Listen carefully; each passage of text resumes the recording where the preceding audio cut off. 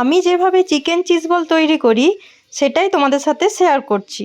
এখানে আমি 250 গ্রাম বোনলেস চিকেনের চপারে চপড করে এতে পরিমাণ মতো লবণ, একটু গরম মশলা, একটু গোলমরিচ গুঁড়ো, 1.5 চামচ গ্রেট করা রসুন, 1 চামচ আদা, অল্প ধনেপাতা, কাঁচা লঙ্কা, খুব ছোট করে কাটা একটা পেঁয়াজ, হাফ কিউব চিজ দিয়ে ভালো করে মেখে নিয়েছি।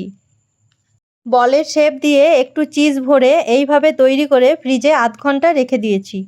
এখানে আমি গ্রেট করা চিজ ব্যবহার করেছি, ছোট ছোট কিউব করে কেটে নেওয়া চিজও দেওয়া যাবে। এখানে একটা ব্যাটার তৈরি করে নিয়েছি, এর মধ্যে 2টো ডিম, পরিমাণ মতো লবণ আর গোলমরিচ দেওয়া আছে।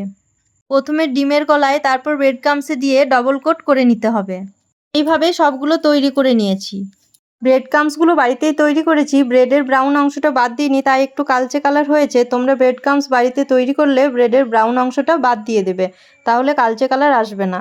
রিফাইন অয়েলে ডিপ ফ্রাই করে নিয়েছি।